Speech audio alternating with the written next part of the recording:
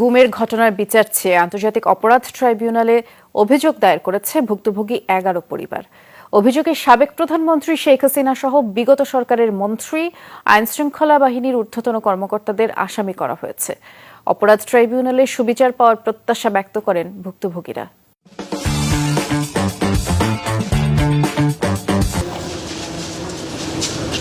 বিভিন্ন সময়ে আইনশৃঙ্খলা রক্ষাকারী বাহিনীর পরিচয়ে তুলে নিয়ে যাওয়া হয় পরিবারের সদস্যদের। দুপুরে গুম হওয়া ১১ পরিবার আন্তর্জাতিক অপরাধ ট্রাইব্যুনালের চিফ প্রসিকিউটর বরাবর মানবাধিকার লঙ্ঘনের অভিযোগ দায়ের করেন। ২ জন ছাড়া পেলেও ফিরে আসেনি ৯ পরিবারের ১০ জন।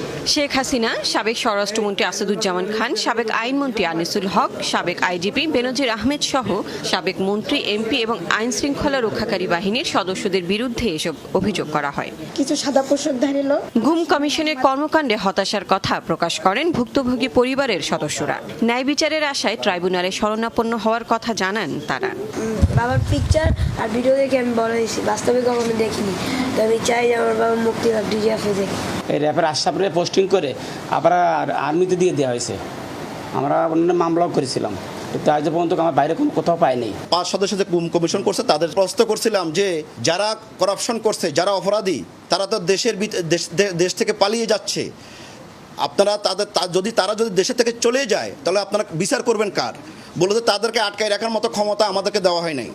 এদিকে আওয়ামী লীগ সরকারের আমলে গুমের শিকার সুপ্রিম কোর্টের আইনজীবী সোহেল রানা আন্তর্জাতিক অপরাধ ট্রাইব্যুনালে শেখ হাসিনা সহ 5 জনের বিরুদ্ধে অভিযোগ করেছেন। তুলে ধরেন গুম থাকা অবস্থায় তার উপর নির্যাতনের ভয়াবহতা। গুম হওয়ার ফ্যামিলির প্রত্যেকটি সদস্য এই গুমের সাফারার হয়। আমাকে যখন ছেড়ে দেয় কন্ডিশন দিয়েছিল যে কোনোভাবেই যেন আমি ঢাকায় না থাকি, আমি যেন আইন পেশায়ও নিয়োজিত না হই, এবং আমাকে আত্মীয় স্বজনকে বলতে বলা হয়েছে আপনি বলবেন যে আপনি ইচ্ছে করে লুকিয়েছিলেন।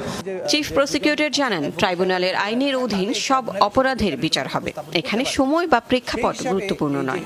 যেগুলো গুমের ঘটনা হয়েছে, জোরপূর্বক আটকে রাখা হয়েছে বা আদার ক্রাইমস আন্ডার ইন্টারন্যাশনাল ল, এরকম সংজ্ঞার মধ্যে যে সমস্ত অপরাধ হয়েছে সেগুলোর ব্যাপারে অবশ্যই আন্তর্জাতিক অপরাধ ট্রাইব্যুনালের জুরিসডিকশন আছে, কিন্তু সেগুলো বিচারের জন্য যথার্থ হবে কিনা সেটা পর্যালোচনার পরে, তদন্তের পরেই বলা যাবে। সবগুলো আয়নাঘর জাতির সামনে তুলে ধরলে নিখোঁজদের সন্ধান পাওয়া যাবে বলে মনে করেন ভুক্তভোগী পরিবারের সদস্যরা।